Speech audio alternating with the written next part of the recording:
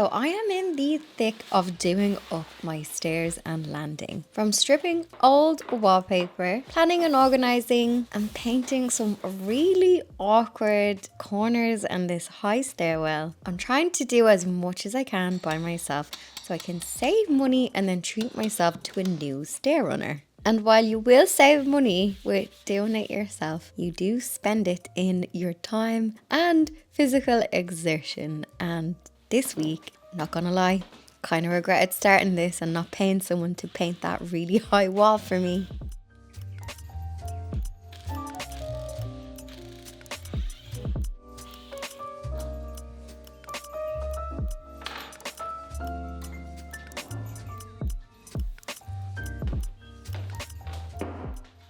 And now for another random thing whoever originally made these stairs did that makes no sense.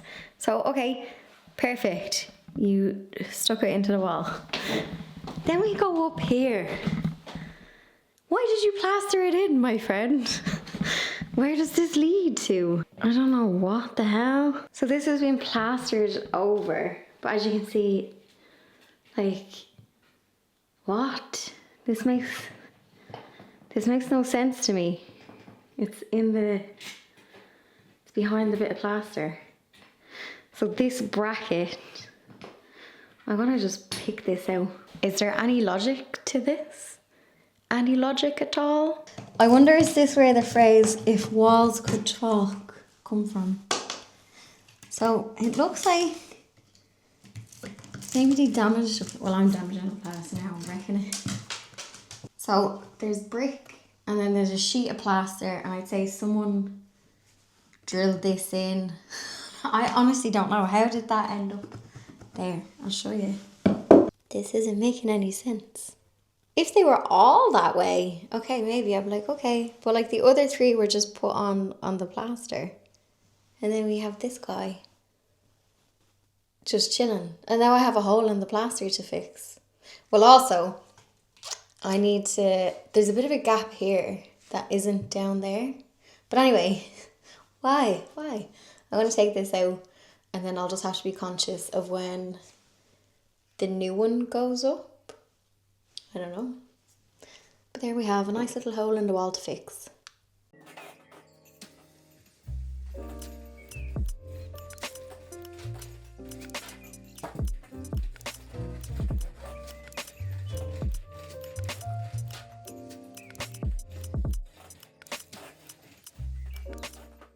This is an absolute nightmare. I am not having fun. Good job there's no paint. Sorry, good job there's no, you should see the mess I'm making. Good job there is no lovely carpet on the stairs yet, because there's paint flicking everywhere. This was not... I should have paid the expense of getting someone to paint this awkward high stairwell. No, that was stubborn. I want to spend that money on carpet. Oh, this is not fun. I'm at that stage of a project where I regret starting this. Oh. At least my extendable pole thingy, I got these extendable thingies off Amazon. That is working. But the problem is, like, I'm in a narrow space, so I keep whacking the back of my pole off the thing. It is working. I'm just not having fun. It's gonna take me forever. Okay. Let's see if I can go at it at another angle. As I was doing this, I was thinking to myself, you know, it would be handy. And if you were doing a job like this, learn from me. I should have rented a paint sprayer. I think for this high awkward space, and because I'm going to be tidying up the stairs and painting them, I think a paint sprayer, while it will be really messy, it probably would have been less physically exerting. I don't know. Let me know. As this stairwell, I said in the last video, it got painted 10 years ago. And this is why it only gets painted once a decade. So once I get this paint job done, it's not something I do often. So I've no need to invest in a paint sprayer. I think if I was doing, a whole house renovation or something, then yeah, absolutely the paint sprayer. But for now, it is my extendable pole that you can probably see I've sellotaped another extendable pole onto. So I've gone too high. And here we have classic cat in bag. It's normally a box spawn. Normally a box. He's back. You may have seen it in last week's video, but my extendable paintbrush on the stick sellotaped on is back, and it actually worked. So the ceiling is looking patchy for the minute, and that's just because I've got the first coat of paint on the ceiling and the top pieces, and you can see where I have cut in with the brush because it's lighter. So it did work. So I need to give this a second coat. I haven't painted down here, and that's kind of a good thing because I keep bashing off the walls.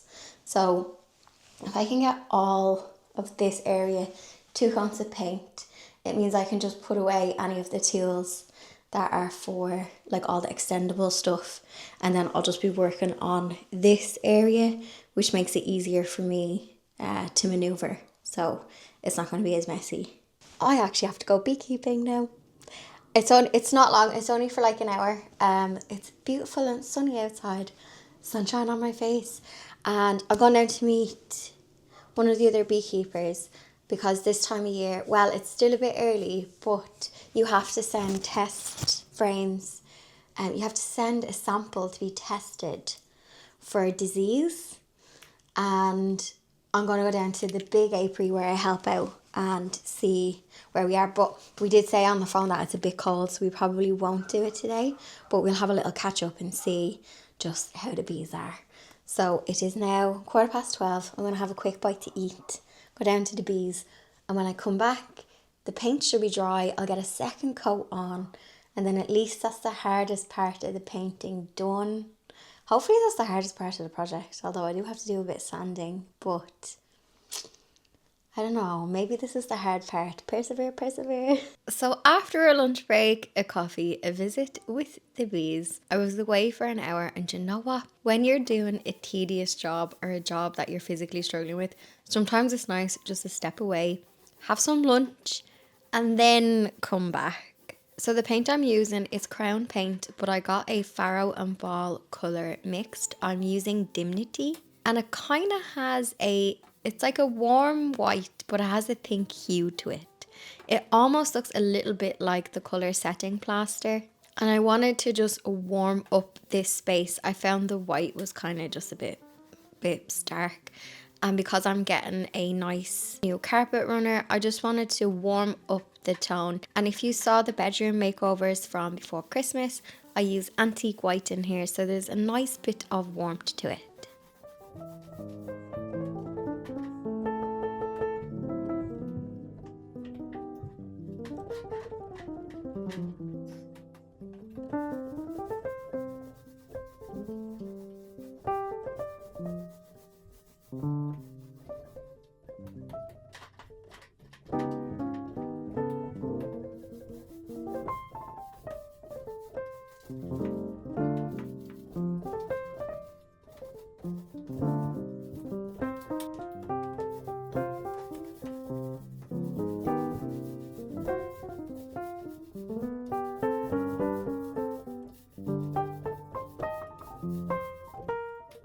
You might be able to see I have the first coat of the wall colour down here. You can see it's patchy because it's still wet. But I have 2 coats on the ceiling up there and the wall up there. You can see there's like a warmth to it, and also the sun is coming in as well. So that's giving it a bit of bright. Now, if you're wondering why I didn't paint tight to the thing, is because if you look closely, let me show you. See, oh hang on, son. See all of this? It's like, hang on, let me move you.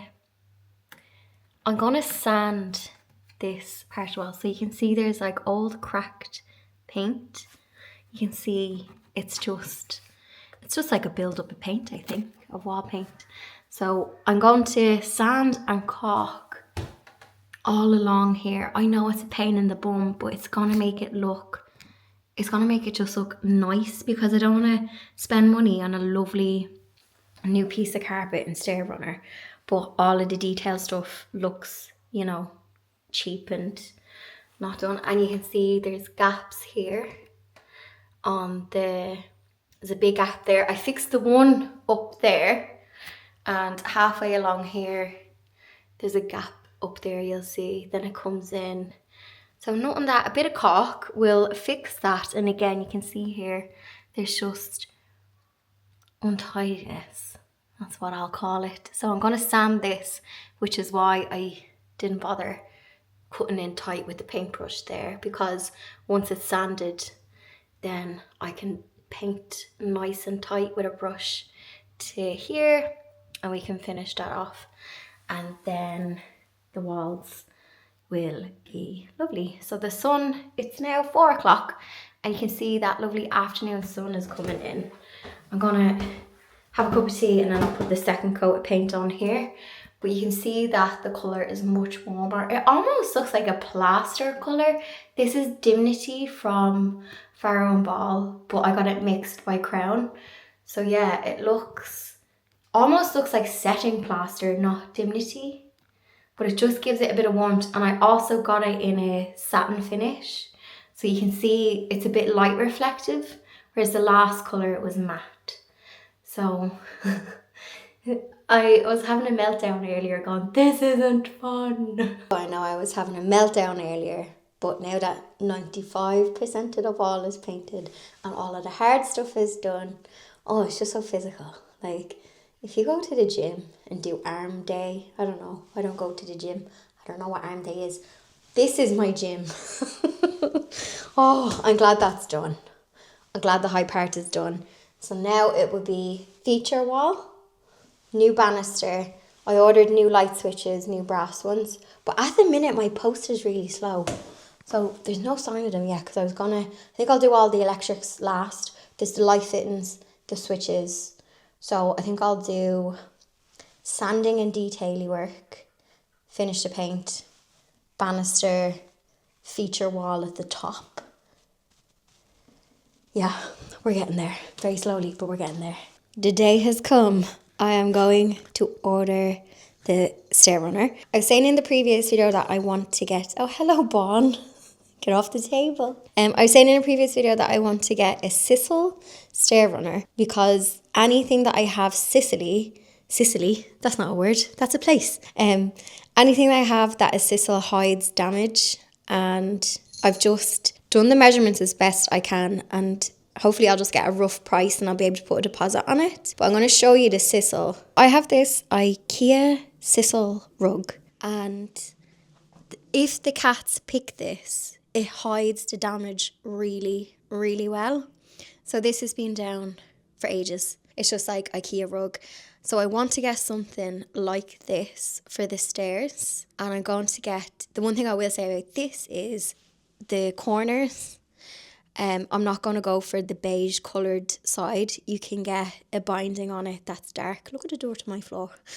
It's because the window opens. The window's open and the cats are going in and out. So this sisal, and I also have I've one in the kitchen. I also have this weave. This is just like a Wayfair rug, and it's too small for this table, but it is what it is. So if the cats pick on this, it just hides the damage. I was shown the old stairs that I had. It was in last week's video, and I was saying how the wool and the IKEA hack that I did, it just showed up damage really easily. So I'm hoping by going for something like this, if they do pick it when I'm not here, because I can't police things 24/7, I'm hoping it's not going to be too bad. So I printed pictures of my stairs and I put all the measurements on it. Because when I was having a look in the shop before, the girl was just like, once you count how many stairs you have, measure the width, depth, height. And then because I have 3 funny stairs where they angle, I measured them. And then I have my tiny landing. So they do offer a measuring service, which I don't trust my measurements, but I did measure twice. Obviously the sisal carpet, this is the best thing for me. I know a lot of people might leave suggestions in the comment section, but I have tried the likes of the wool carpet. Now I know that the cats that I have now, second generation, years ago when it was Blondie and Pepsi, I was saying in the last video that I got them as adult cats, and they're a bit harder to train. And also I wasn't working from home years ago, so I wasn't able to police the stairs. So Beag and Bon are, because I got them as kittens, they're much easier to train. I know you can't train a cat, but I can stop them from picking things, and they have their scratching posts, and they're a bit calmer since they go outside for the couple of hours as well. So this is the best thing for me, but granted, a sisal carpet or a sisal runner, it's not going to be suitable for all households. So yeah, that's what I'm going to go for. It's also more expensive, but I don't know. I have to go spend some money. It's not often I spend money on something for the house, and I almost get a bit guilty when I do. I don't know what it is. It's like, girl, you've saved up for it. You've saved up for this. You're saving money by doing all the little jobs yourself, so you can spend on this and get your little bee runner, your brass rod. So I don't know why I feel guilty when I go and spend money. It's not often I do. But yeah, let's see how much this is going to cost me. Beag is here and she's looking at me. Come here, do you want to cuddle? Hang on, she's on my mic. Beag, do you promise to not demolish the stairs if I buy an expensive stair runner? Is that a yes? Do you have any? She's giving me the slow blinkies. Is that a yes? Do you promise? Because you have like 3 lovely scratching posts. Yeah? Do you have any purrs? She's no purrs today. Okay, she wants to go. There, you've heard it here first. She's promised. Normally, I am going to the secondhand shops. So today was an absolute treat to go in and have a look at all of the fancy carpets. And also, I've been calling it sisal. When I went into the shop, I was like, oh, I want to order my sisal stair runner. And they were like, sisal? And I was like, sisal?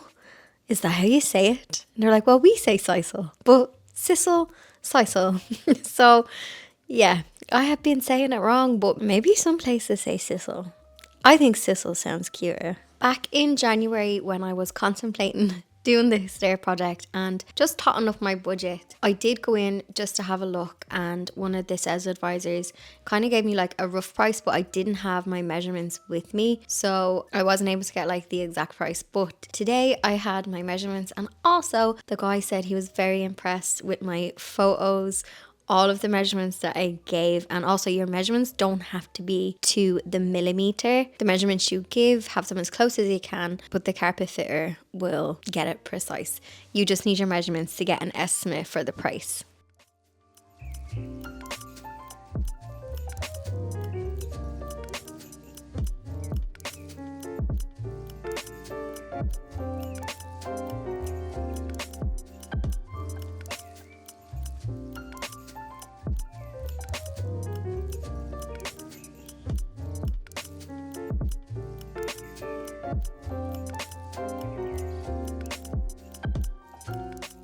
My bougie brass stair rod, no, banister has arrived.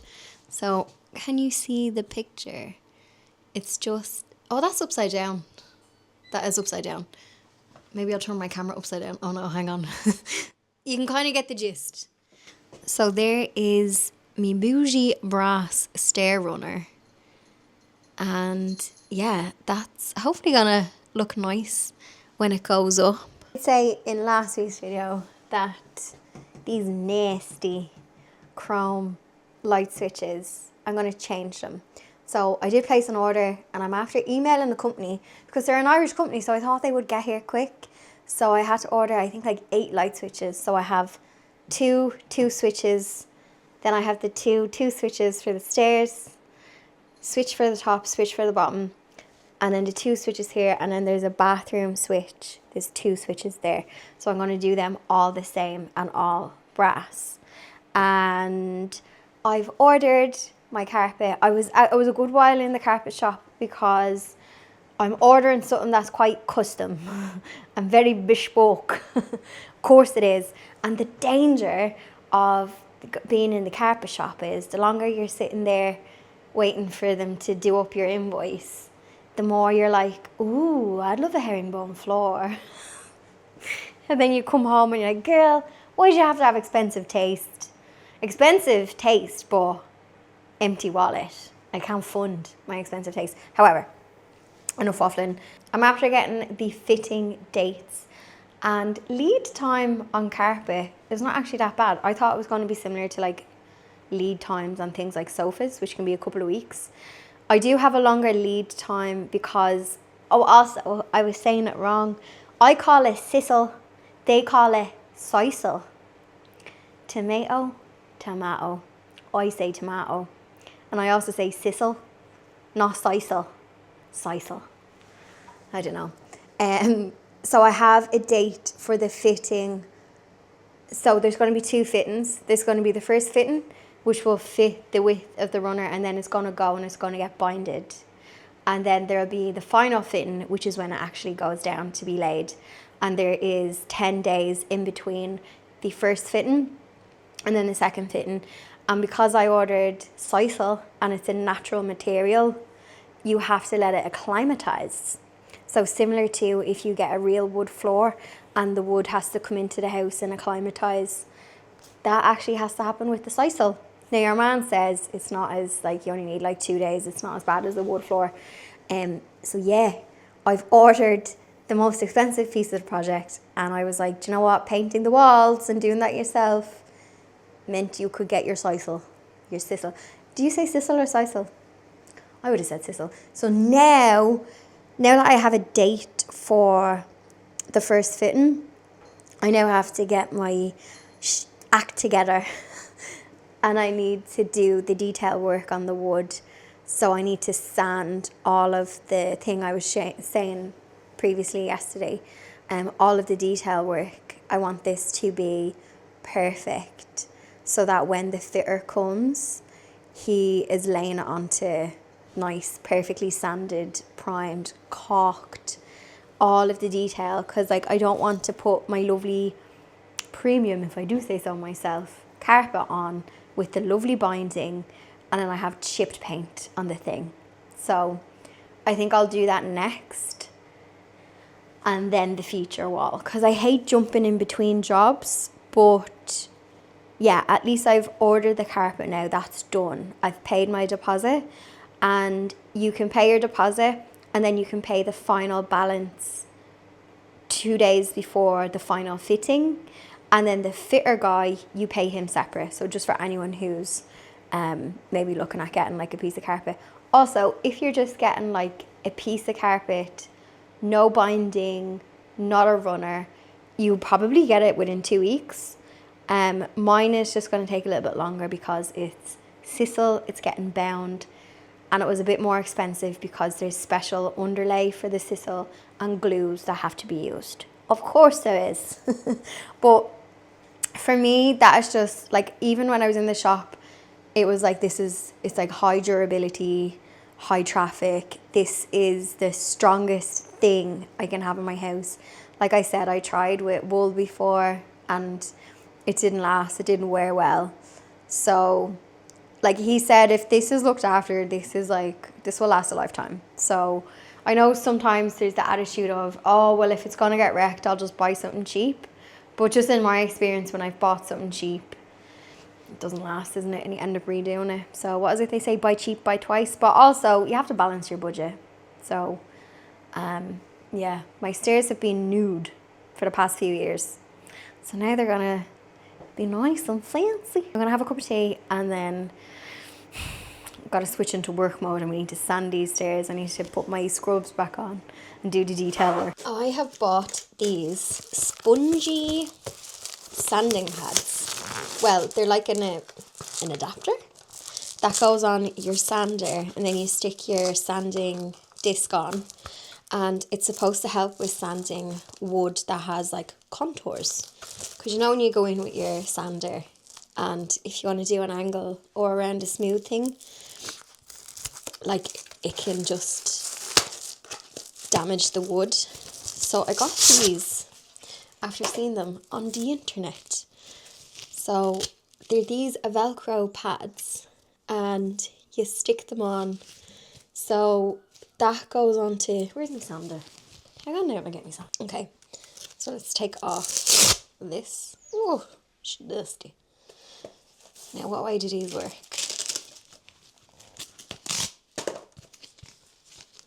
Okay, well that's my Velcro. Ooh.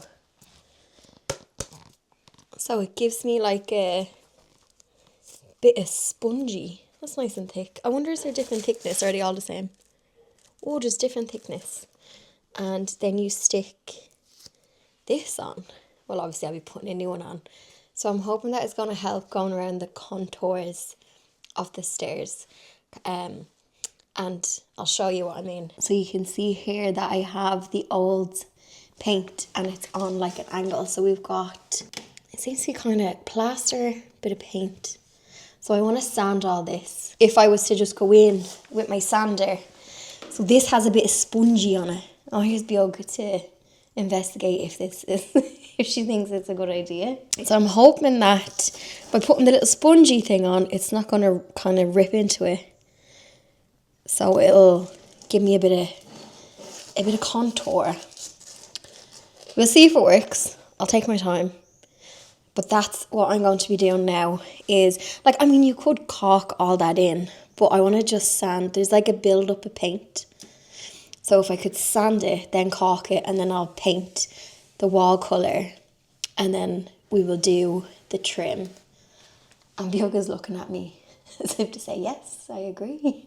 I totally agree with what you're saying. So that spongy sanding disc wasn't the right tool for this project, but I'd say it would come in handy if you're doing a piece of furniture. It was still hitting at the wrong angle for me to get the piece of wall smooth. So I ended up just going acoustic. And I used a sanding block on my hand. And while it was a bit more strenuous, I found I had more control over it. When I originally painted these stairs a couple of years ago, and also my skirting boards around the house, I didn't add some decorator's caulk. And when I was doing the living room paneling, I think it was 2 years ago, and I was redoing the skirting boards, I made sure to caulk, and it really does make it look finished and tidy. It makes it look like a professional's after doing it. So while it is an extra step, I swear by caulking up any gaps when it comes to painted woodwork.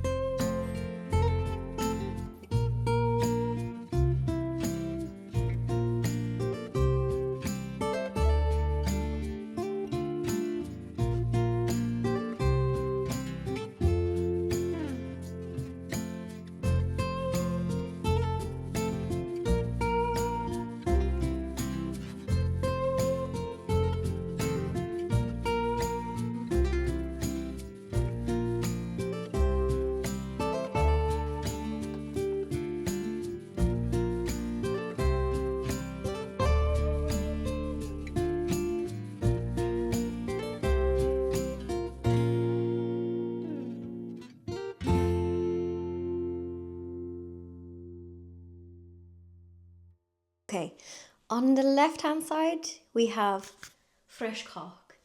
On the right hand side, haven't touched it. I just wanted to show the difference. Do your best, caulk the rest. Sorry, the light gets a bit grainy when I come up. So left hand side, caulked. Right hand side, not touched. And you can see the difference. Hello, coffee cup. I'm on a large 2-shot coffee today. Anxiety incoming. So you can see I've caulked like all here, and yeah, you can see the difference. So I'm gonna caulk it, let it dry, finish. Well, obviously I have to do this side, but I just want to show you the difference. So little details. So that has gaps, not looking too finished. And then we have this side that has a bit of caulk. So I'm gonna do the other side, let this dry, and then I can finish the paint.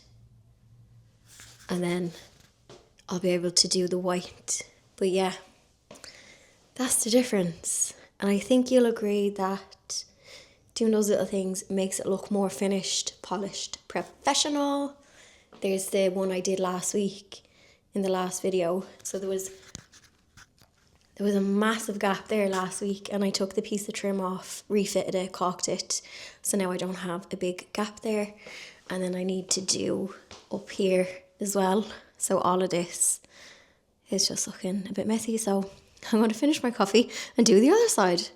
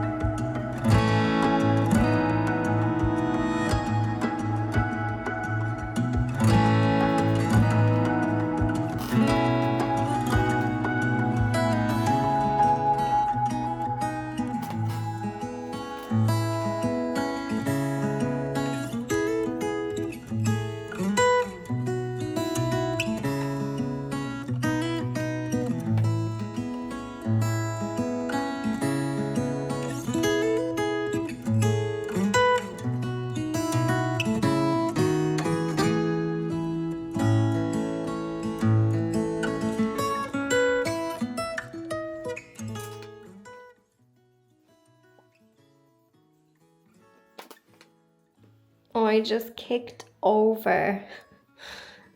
kicked over my coffee. Now I'm really sad. Oh no. Spilling my coffee all down the stairs and splashing the freshly painted wall, tipped me over the edge. So I'm going to leave it there. But all the walls are painted. The most awkward stairwell that is super tall and a challenge for me has been done. And I didn't have to pay someone to do it. Stairs are, the new carpet is ordered, and I did some detaily work. What's next on the list? Feature wall, paint the whites of the wood so they're fresh, electrics. So I'm waiting on them to arrive. So electrics, yeah, feature wall, whites, electrics, and then the last thing to come will be the stair runner. So would you agree and say I've done the hardest part, which was painting the awkward stairwell? Well, electrical work could be harder. Anyway, I know this was quite a chatty DIY diary, but I think the reality is a lot of us are doing projects on the weekend in between work.